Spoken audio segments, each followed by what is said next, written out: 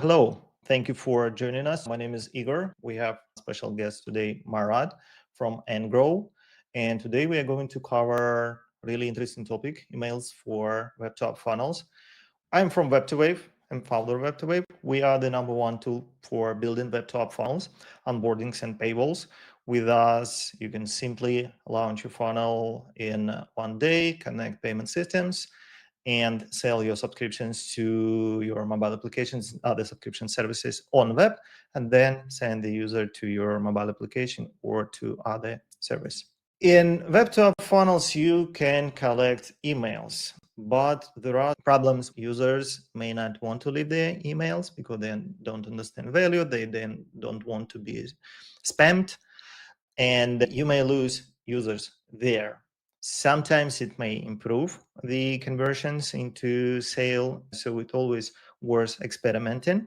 But the thing is, when collecting emails, you may not use the database to increase revenue. This is a big problem for most funnels. They do not create a nice email sequence to warm up users after they get their emails. That's the problem. Today we will cover how to fix this problem. In general, in web funnels, there are multiple ways how you ask user to leave their emails. The first option is to ask during the funnel, usually in the end of the funnel, before the paywall. You can collect them in the quiz, in the end of the quiz. The second option is when you collect it on the paywall in payment form through Apple Pay and other payment methods that have emails. And you can also skip the email collection and ask the users their email only after the payment. With that, you will not have a drop-offs on the email collection, but you will not be able to warm up the user to the purchase. If you decided to collect the emails, we recommend that you will explain why you need the emails. Explain that if you leave your email, you will get your personalized learning plan PDF, or be notified about new updates. Your data is secured. We will not spam you. And by that, you increase the conversions. If you put just screen like enter your email and only the field, the conversions will be lower. In general, we do not recommend long forms. People do not like them, but in some cases you will need them. Great example from Headway. You just put email and you even do not ask them to tick a checkbox that user agrees with your privacy policy. You just put by continuing, you indicate that you're read and agree to our terms and conditions. It will increase conversions. The other option is to collect them in the payment form. So you can include email field in the form where you get the card details, or you can skip this part and get the emails from Apple Pay as a payment method. And the other option is to collect after the payment. When the payment is made, then for instance, on Web2Wave, you can tick a checkbox, require users to enter their email after the purchase. So the purchase can be done without any email, and you ask it after the payment. These are three ways to collect. We always recommend to experiment with it, because we saw experiments when removing email collection improved conversion, but also saw experiments where email collection improves the conversion. So it's worth experimenting. And while you're experimenting, it's crucial that you do not collect emails too early. You have to provide them with the value. If you get their emails, work on your email sequences and do not send just generic, hey, buy our subscription, or really simple emails. They have to be complex and the sequences have to be long. Yeah. And when you collected the email, then the part where you have to create the sequence is taken into place, and Marat will explain to us how to do that and how the best applications in the market do the email sequences for Web2App funnels. Please share your screen. Sure. First, who am I? My name is Marat. I'm CTO and founder of ngrow. We're building a tool that is AI CRM tool for sending emails and push notifications for mobile apps and websites. we're primarily focused now on Web2App funnels. That's why I'm here. And that's why I will give you a quick glimpse on how to start to send emails if you're not already. I worked with big apps, including Moonly, Sendbird, Yidadeal, with tens of millions of now. And yeah, I'm working with mobile apps for more than 10 years. So I've seen a lot of them, worked with a lot of them, helped to build and grow, like, I don't know, I guess tens. Yeah, I guess it's tens, not hundreds yet, but I will be there once. So yeah, what we'll cover today. Today, I will tell you why email marketing matters and why you should shoot some emails to your customers, because like it's just a revenue that is not in your pocket and it flows towards your app, and you miss that.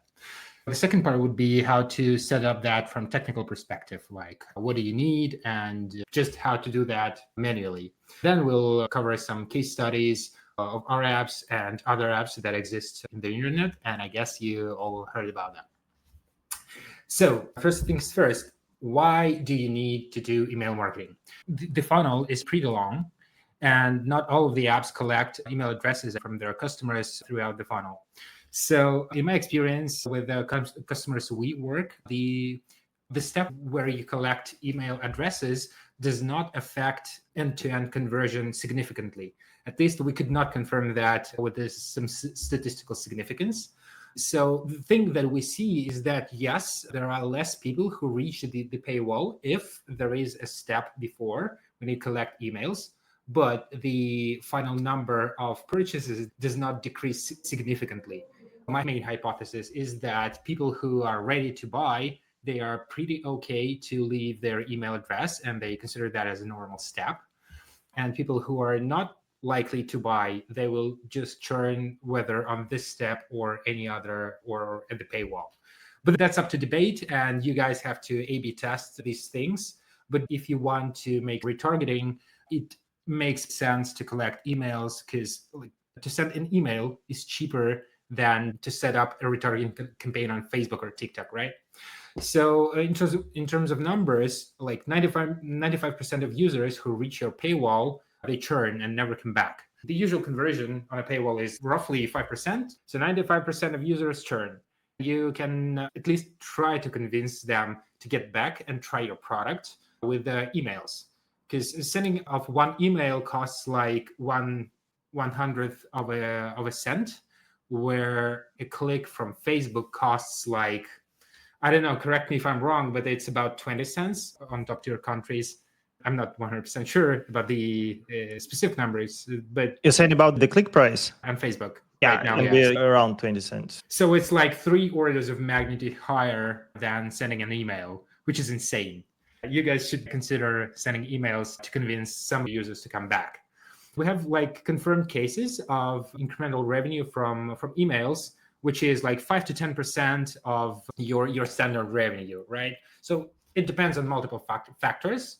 And yeah, again, there is a magic number from 3 to 7% of uplift, which is kind of funny because it's the same corridor as conversion at the paywall. These are the numbers. They really depend on a country, because some countries like United States, like Australia, UK, like tier 1 countries, we call it like that, they respond to emails pretty good.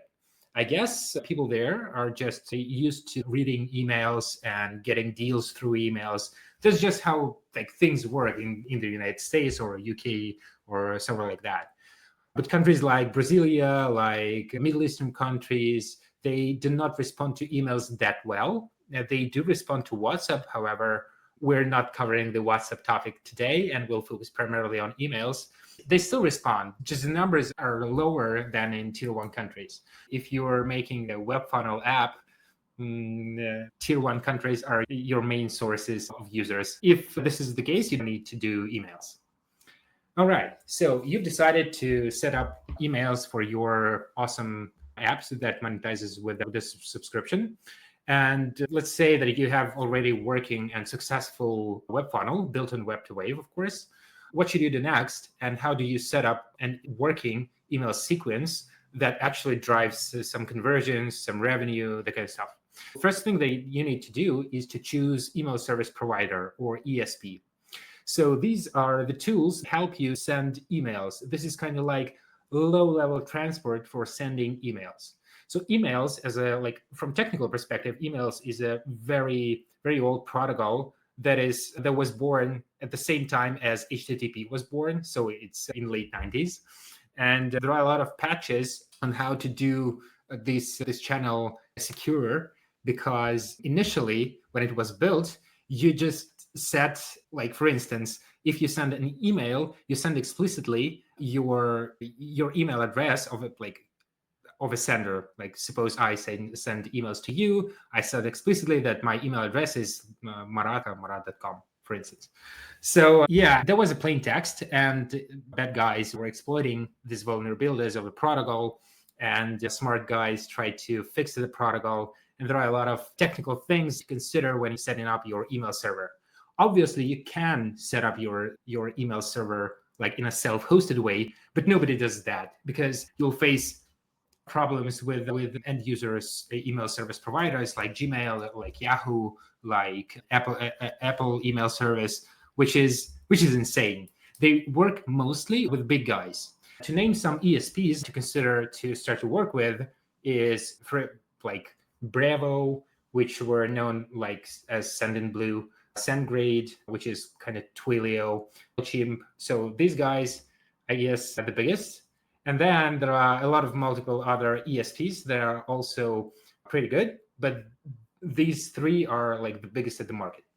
So you need to use them because they already handle technicalities related to email as a low-level protocol. Use them as an API to send emails, and this is pretty much it. So it's a standard deal. They have kind of like the same pricing. Some are more expensive, some are cheaper, but they're roughly the same.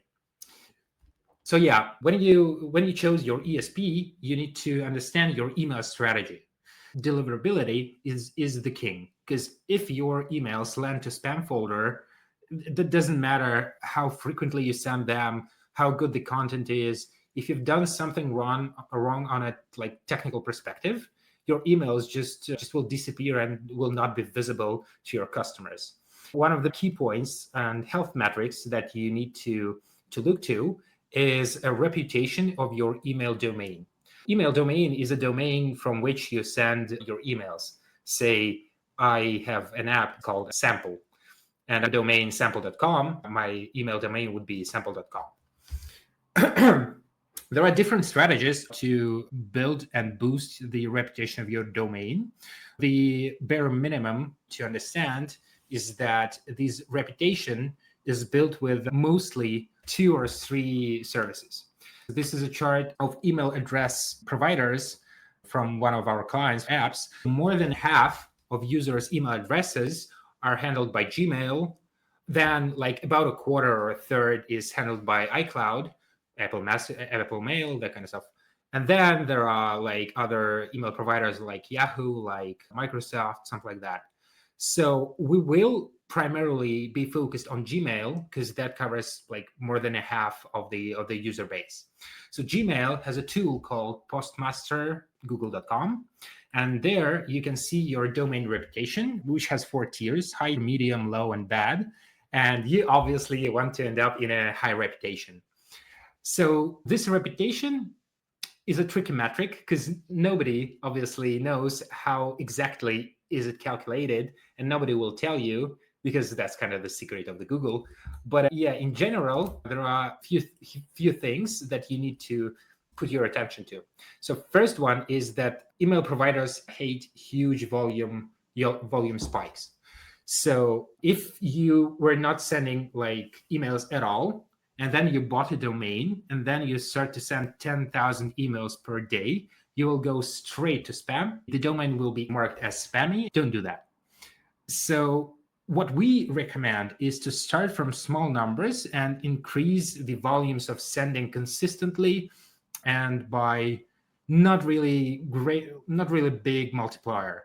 Say increase like 15-20% per day. Monitor the reputation. If you notice that your reputation is going down, stop increasing the volumes and try to focus on content. and other reputation markers. So another reputation markers might be obviously spamming words. If you just starting your emails, try to convince users you're not sending spam. I mean, I totally understand that that sounds pretty obvious, but when you start, it is crucial to make your users to not to mark your email messages as spam. And that would be perfect if they interact with your email, click on our links, or interact in any other way, because interaction is a good marker for calculating the quality of your domain. When you're starting to send emails, deliver value to your users and avoid keywords like 50% off, subscribe now, or sale 50%. We all know what spam is, right? And we all have trained neural networks inside our heads that can distinguish the spam letter from non-spam letter. So yeah, just turn on that to your email content and try to be fair with yourself. Like, did you write a spam email? If you did, then try to rewrite that, because put yourself into your user's shoes. And if you like the email and if you like the content, then shoot it. That will be probably good. The next interesting thing and the next interesting strategy is, okay, so if you start small and increase volumes like gradually, that's good, but that will take a long road to achieve huge volumes like tens of thousands of sendings per day. If you increase by 20% every day from 100, that will take you like 90 days to reach 20k sendings per day. I mean, I know I'm shooting numbers, but this is insane, because usually apps acquire tens of thousands of users per day. You want to cover that value. So to not to spend a lot of time to set up and warm up your domain like in an old-fashioned way, you can use warm-up tools. So there are different strategies on how to warm up domains, but essentially what they do, they ask an API keys to ESP that you use, say, I don't know, Twilio, and they start to send emails from your domain to their bot network. And their bot network reads your emails, engages, interacts with them, I don't know, click on links within these emails. So does everything that is expected from reputation building services like Gmail on like whether your emails are good or bad. So these guys essentially boost your reputation. That should be pretty self-explanatory. I had a question to you. When you start warming up your domain, and if something happens with it, like all your emails get into spam, even if you are not using these sub words, what can you do with that? Like you mentioned, increase it by 15%, 20% a day. But if we go all in and we send 2,000 emails per day and then 5,000, and we have problems, what should we do? Perfect example, perfect question, because we had some troubles with some of our clients, so we know exactly what to do and what not to do. First, when you set up your emails, distinguish and isolate your marketing emails and transactional emails. Transactional emails are essentially like all the information that is related to purchases, like invoices that you send to your users, like any business critical things that should Or linked to download the application. Yeah, everything critical for delivering value to your customer should be sent from a separate domain, and preferably from a separate ESP account.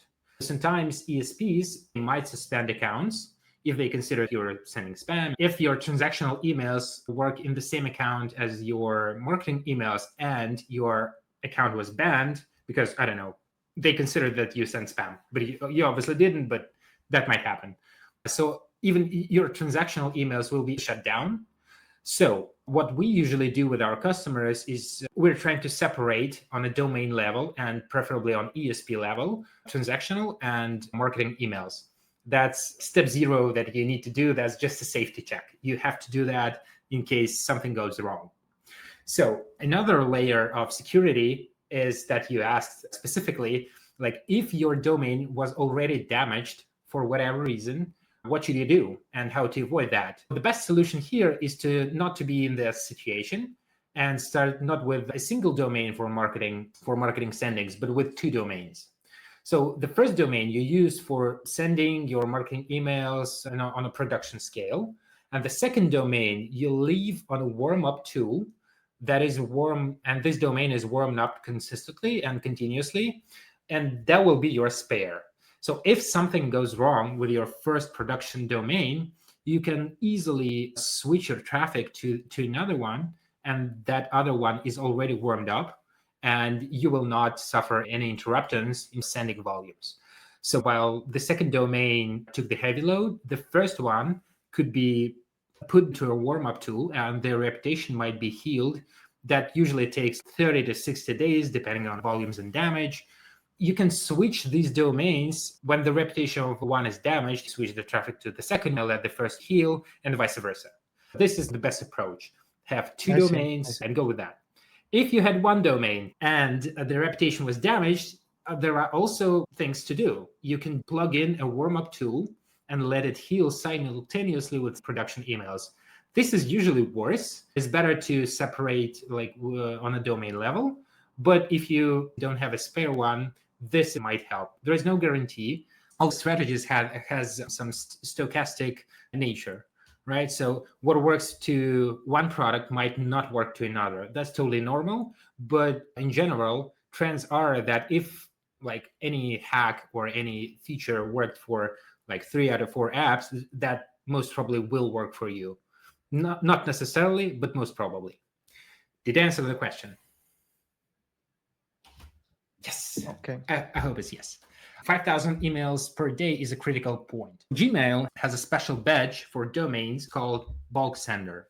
Once you send more than 5,000 emails per day from any given domain, this domain is marked as a bulk sender forever in Google Postmaster. Usually, Google does not reveal all their cards, but some things are more stricter in terms of reputation calculation for bulk senders.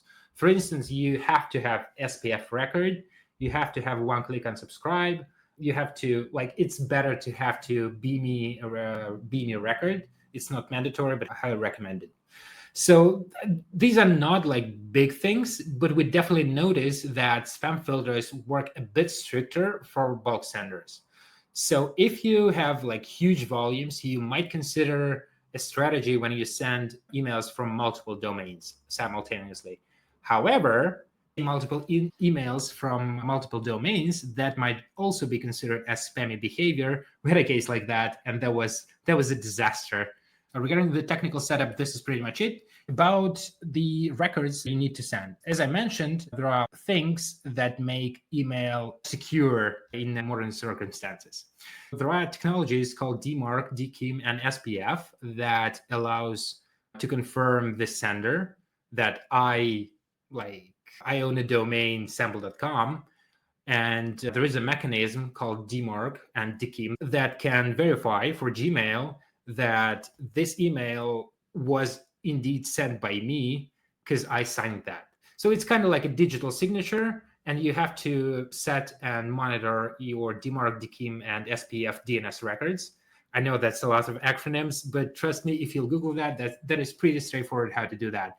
Just you have to know that these things exist and monitor that they are set up. Another thing that I mentioned, more applicable to bulk senders from 2025, but probably for any marketing email soon, is one-click unsubscribe. You need to put to your email a specific link and a specific header when you send an email, and this header have to have unsubscribe link embedded. It's not the same exactly as a unsubscribe button that you voluntarily set up in the body of your email. It's slightly different, and this is required, but all ESPs now, they know that one-click unsubscribe exists and it's mandatory. So it works automatically in SendGrid, in Bravo, in MailChimp. I know that for sure. And probably other providers, be aware this is mandatory. And if you don't set one-click unsubscribe, your domain again might hit the bad reputation instantly. The last thing from a technical perspective that you need to monitor is blacklists. So again, email is very old protocol. when humanity faced spammy emails as as something that is happening, they built a mechanism on how to stop that. And one of the mechanisms is blacklist nodes. So blacklist node is essentially a txt file that is hosted by any server. Anyone with a laptop might host their own blacklist server. It usually contains domains and emails that this particular node considers as spammy, that they send spam. So there are a lot of tools in the internet that allow you to monitor through the most popular and most used blacklists. So do you have these links in presentation, or we will send it later? I can add that here and send it later. No biggie. You can just ask ChatGPT. Nobody Googles stuff now. So yeah, ask ChatGPT for that. Or yeah, I will embed that in presentation easily, and you can just use top-notch tools. Build a routine that once a week you monitor blacklist surveillance tools if your domain was blacklisted or not. So there are automations. They can send you email notifications, that kind of stuff. I mean, that's pretty old thing, but still you need to be aware that this exists and have a look at it. All right, let's move on. The most interesting part, what your email should be. So we've came up with a pretty straightforward framework on what we have to do and what we have to have in terms of email scenarios. The first discovery as an agency, I could say, that specializes on emails works is that you'd better to set double opt-in. That double opt-in might be fake or might be like live. So what essentially double opt-in is, it's an email that asks for a confirmation. No, that's not it. But anyways, that asks for a confirmation whether this user agrees to receive emails or not. And it's better to send double opt-ins. Yes, they might cut your volumes drastically, but at the first time, if you just set up domain and you don't have a warm-up tool, this is the best way to gain a good reputation and maintain it throughout like half a year or something like that. That will cut your volumes by, I don't know, to 30% of the initial emails. So if you have like 100 addresses, about 30% will double opt-in. They will be motivated and they will interact with your email because they need to click a button at least to confirm they agree to receive emails. So that will be considered engagement for a Google Postmaster and increase your reputation. The second growth hack for emails is splitting users by email services, working separately with users who use Gmail, Outlook, Apple Mail, and so on and so forth. So like Gmail filters are one of the most strict, and they also have feature of landing in primary or updates or promotions, and that's another topic to uncover. But yeah, and the way the Gmail spam filters work is different from how Apple Mail spam filters work and Outlook spam filters. They all are different. They have like same concepts, but in details, it's better to make A/B tests aware of email services that are used. We build different email layouts for different service providers. Another thing to keep in mind, and we do, is focusing on reputation. If you have an app that makes, I don't know, 1 million MRR, say, that's a pretty big deal. I totally understand that. But if you don't have emails and you want to start and you have already a huge volume of users who are ready to give you their email address, it's really, really necessary to focus on reputation rather than chase the volumes upfront. So if you start, again, to send 10,000 of emails per day from a fresh new domain, that's a really bad story. So you have two options. So option number one is to buy a warm-up tool. For huge volumes, that might be a bit expensive, but that definitely worth it if you have huge volumes and you want to increase your volumes fast. If you want to make emails a profitable channel, you'd better to get some patience and start with the small numbers of sendings and increase that gradually. So if you do not focus on reputation, all the work that you do within emails will be undone when you just hit a bad reputation because you increase your volumes too fast. That's really bad story. So first 1 or 2 months, focus on reputation, and then experiment with content, make tweaks, hacks first to make your users engage to your emails, not unsubscribe, not mark you as a spam, build your reputation. Another interesting thing is folders like primary, updates, promotions on Google. They depend on the content of your email. One of the most important metrics that Google uses to determine whether this email should be in a primary or in promotions or in, I don't know, updates is image to text ratio. So image to text ratio is a metric which essentially calculates the number, like how much area the images within your email takes and how much area is taken by text, divide to one to another, and come up with a number. The good rule of thumb is 60-40. So 60% of your email should be text. Do we take the height of the images and text? You have to render But image. yeah, it can be different on different screens. So yeah, like, okay, now we have the desktop version. On mobile, it will be different. Yeah.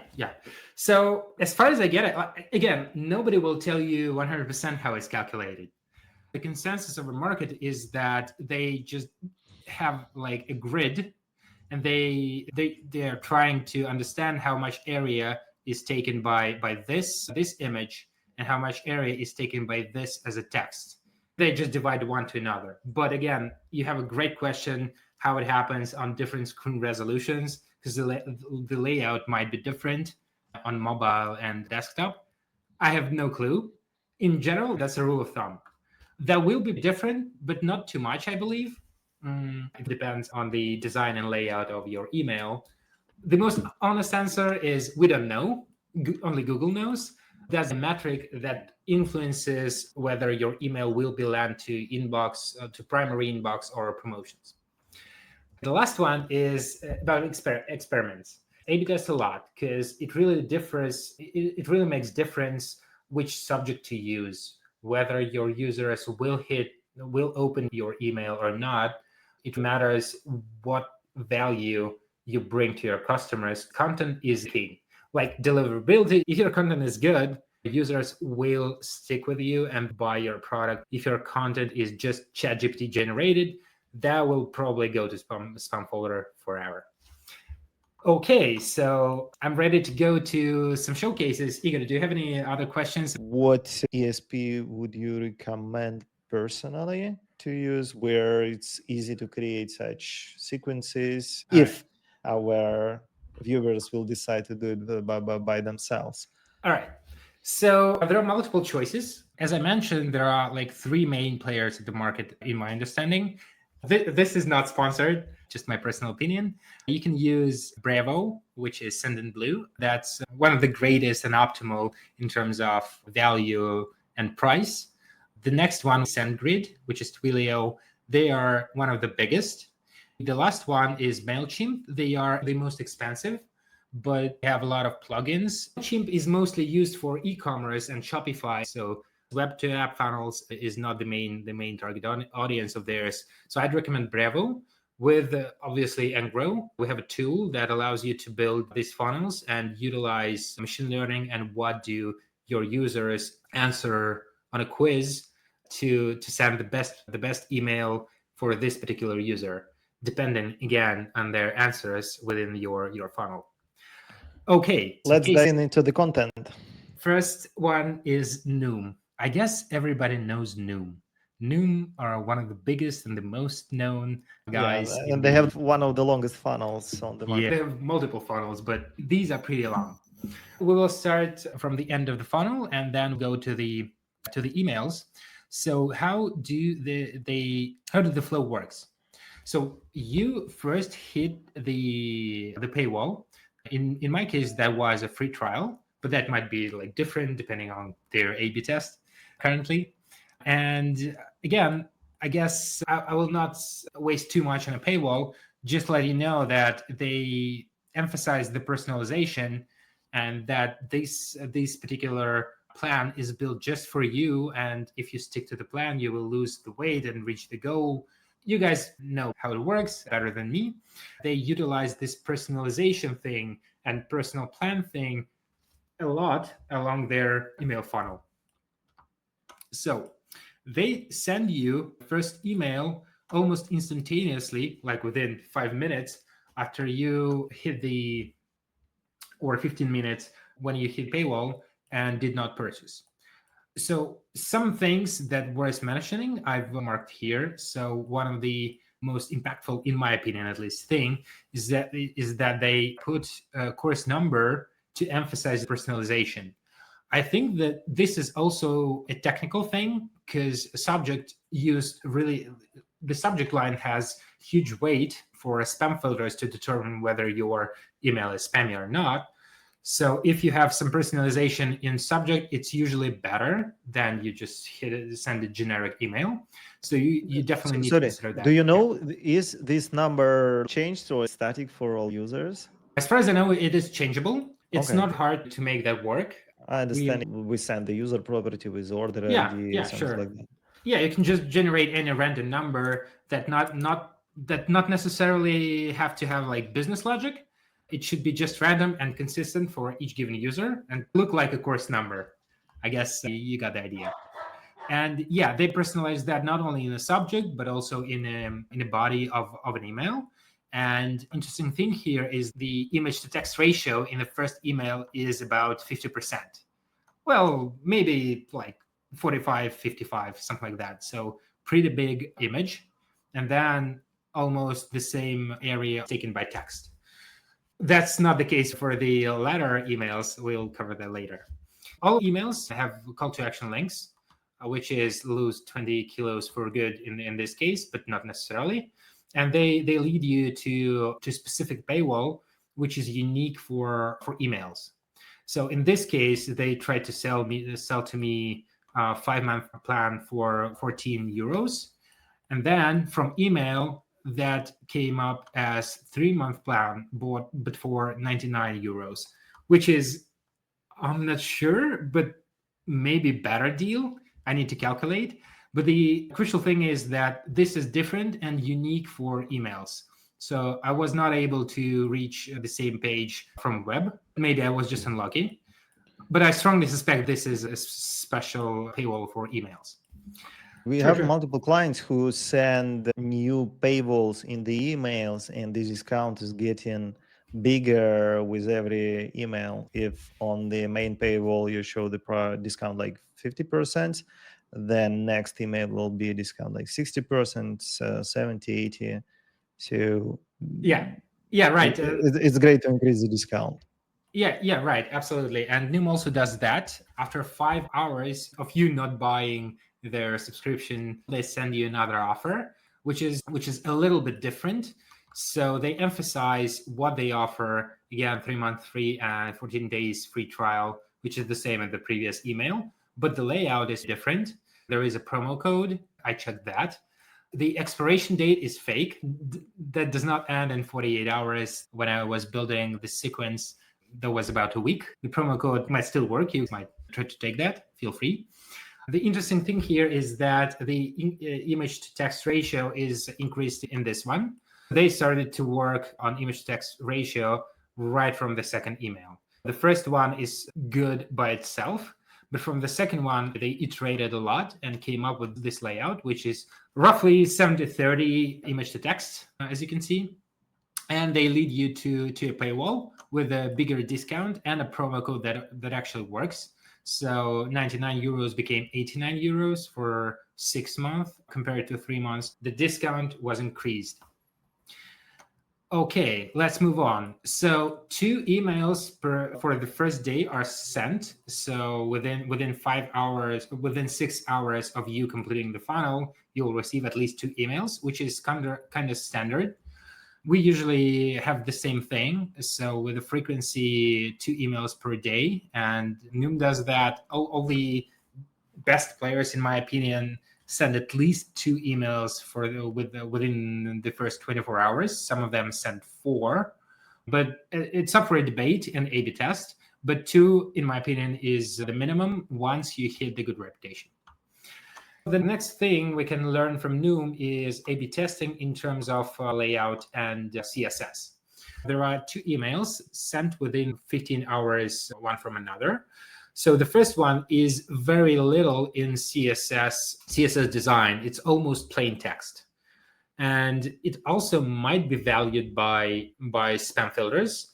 We've seen for some customers that these layouts without any heavy CSS design working better than the ones that have fancy designs. It's up for A/B testing because for some projects, great and fancy emails work better. For some don't. Just experiment. I will not waste too much time because you guys will obviously have an access to this FigJam file. And after the webinar, we'll send a link. You can take that and understand by yourself.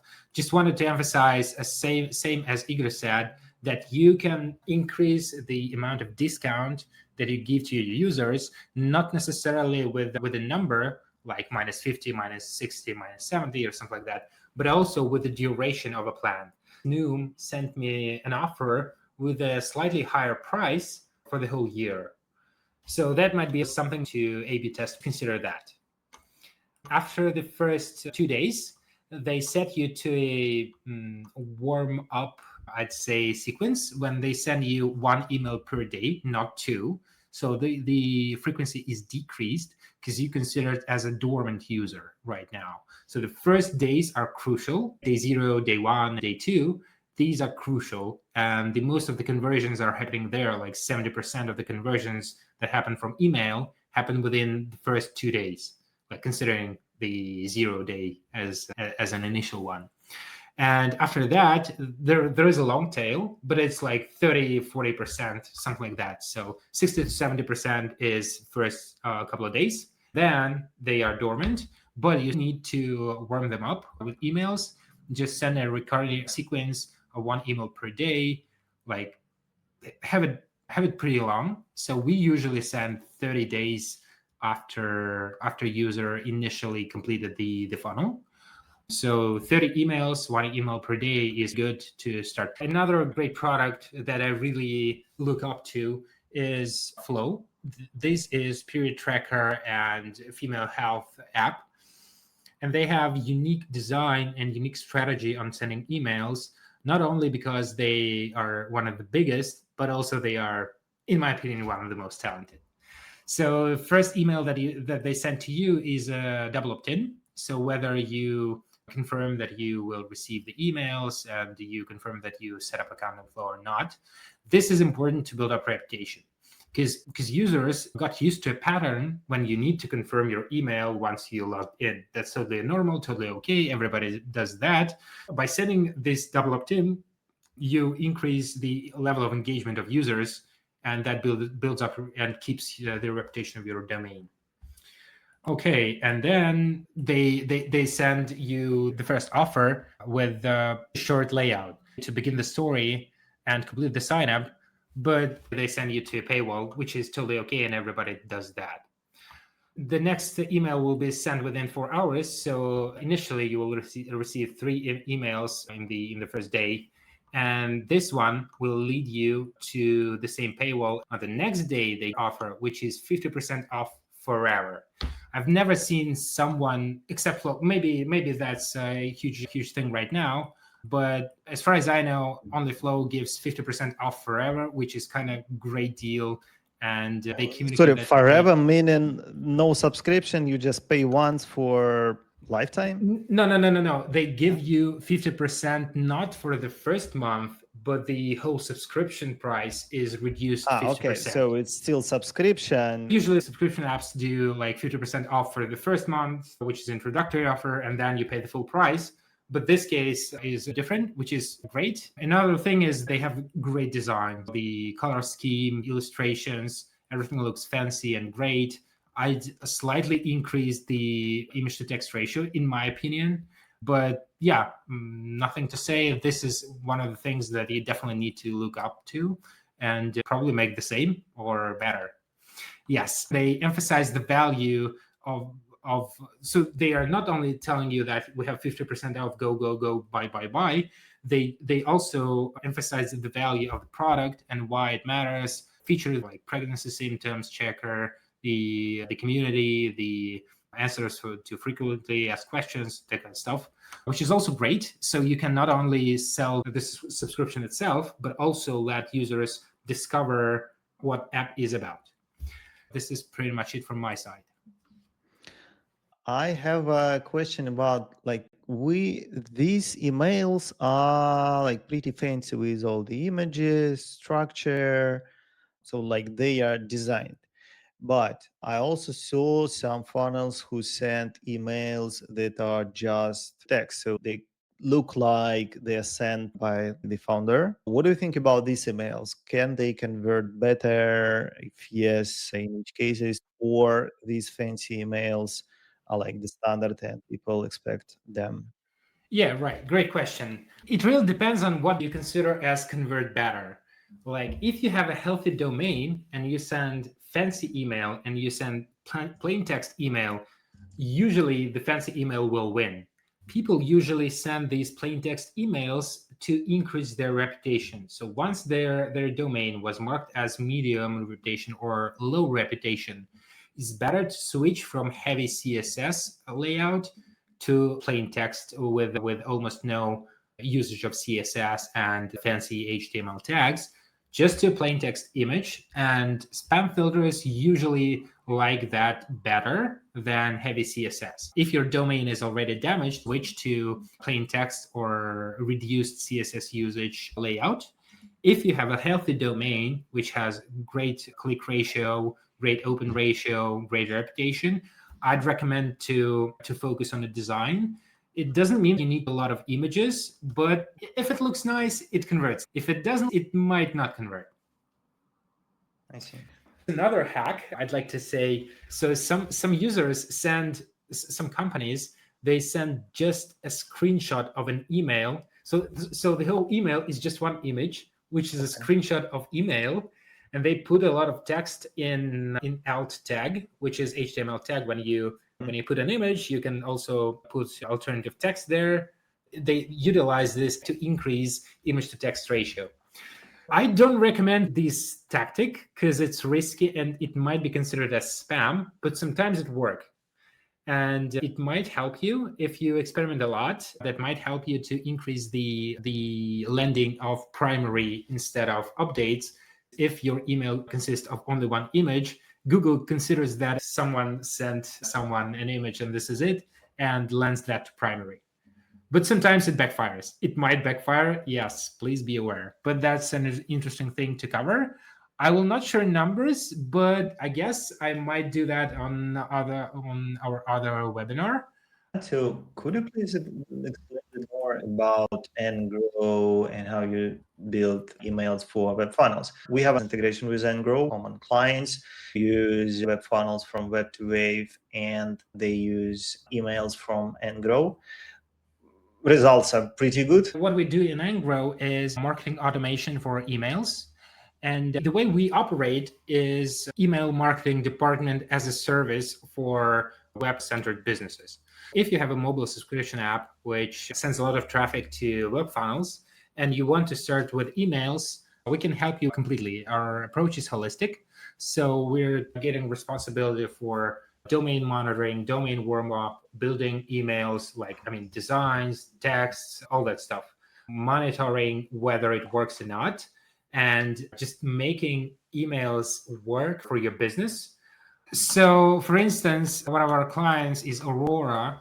So we've made a couple of tests there I wanted to highlight. We experimented with some things like countdown counters within email. That worked great. So countdown counters, initially, they didn't work at all. But when we gained reputation and understood that actually counter is a GIF and we need to build reputation first, then they worked as a charm. So I definitely recommend you, if you're sending out emails, do that. If you don't know on how to do that and you do not want to get all the mistakes by yourself and just trust professionals, yes, please go there. There will be a QR code at the bottom of the screen.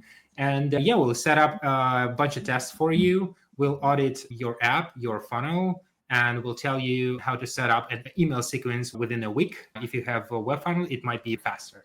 Yeah, thank you. Start building the funnel with us and then easily connect and grow and start sending emails and increase your revenue. I just wanted to say one thing. Guys, do not afraid to A/B test. Once you A/B test a lot, set up one test a day if you have enough traffic. The effect really compounds. When you A/B test a lot, you build a product people care about. Don't be scared to A/B test. If you want to speed up, reach out to me or Igor, and we'll help you with setting up web funnels and emails. Thank you everyone for watching. Have a great day. Thank you for having me.